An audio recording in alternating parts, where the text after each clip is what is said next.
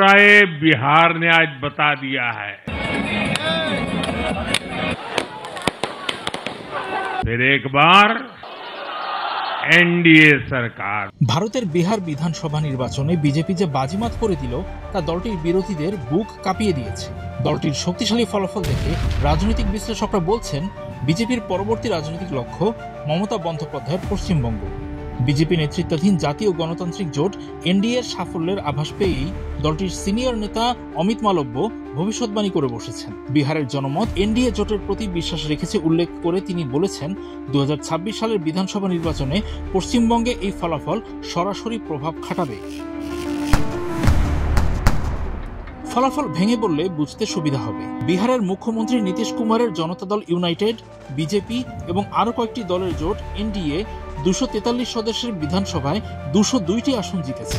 এর মধ্যে 89টি বিজেপির একারই দখলে, অর্থাৎ রাজ্যটিতে এককভাবে সবচেয়ে বড় দল এখন নরেন্দ্র মোদীর। অন্যদিকে কংগ্রেস আরজেডি মহাজোটের ভরাডুবি।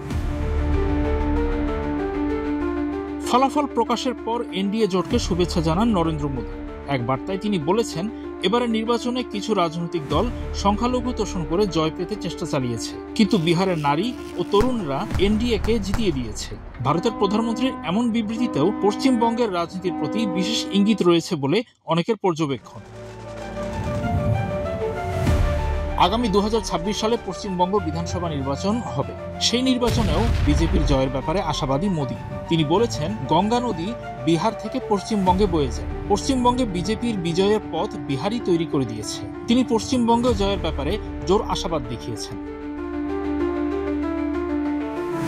সংবাদ মাধ্যম এনডিটিভিকে মালব্য বলেছেন যুব কর্মসংস্থান ও নারীদের অর্থনৈতিক অংশগ্রহণের লক্ষ্যে কর্মসূচি নেওয়ার মতো কাজগুলো এনডিএ জোট সরকারের এই দাপুটে বিজয়ে ছাপ ফেলেছে। তরুণদের জন্য সুযোগ তৈরি আর নিজস্ব ব্যবসা শুরু করতে নারীদের গড়ে তোলার জন্য বিহারের মুখ্যমন্ত্রী নীতিশ কুমার ও বিজেপিকে তিনি বাহবা দেন।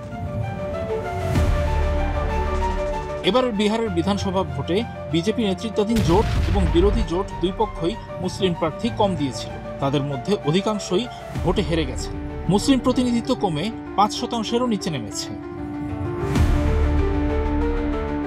স্বাধীনতার পর বিজেপি কখনো পশ্চিমবঙ্গে ক্ষমতায় ছিল না। মমতা বন্দ্যোপাধ্যায়ের শক্ত ঘাঁটিতে বিজেপি কি পেরে উঠবে? জানতে চাইলে মালব্য বলেছেন রাজ্যে দলটি এখন একটি প্রান্তিক শক্তি। বিজেপির শক্ত অবস্থান বোঝাতে তিনি বলেন 2021 সালে দলটির পারফরমেন্স অসাধারণ ছিল। 3টি আসন থেকে 77-এ উঠে এসেছে দলটি। রাজ্যটিতে দলটির 40% ভোট ভাগ রয়েছে বলে জানান মালব্য। মমতার দল তৃণমূল কংগ্রেস সরকারের প্রতি পশ্চিমবঙ্গে ব্যাপক অসন্তোষ আছে বলে মনে করছে বিজেপি। দলটির ধারণা এমন পরিস্থিতি রাজনৈতিক প্রতিযোগিতায় রূপ নেবে। আরজি করের মতো ঘটনা এবং বিভিন্ন জেলায় সাম্প্রদায়িক সংঘর্ষ ওই অসন্তোষ গড়ে তুলেছে বলে দাবি করেছেন বিজেপি নেতা মালব্য। তার মতে ওইসব ঘটনা রাজ্য জুড়ে মৃত্যু ও ধ্বংস ডেকে এনেছে। মানুষ যেন স্বাধীনভাবে ভোট দিতে পারে তা নিশ্চিত করতে হবে বলেছেন তিনি।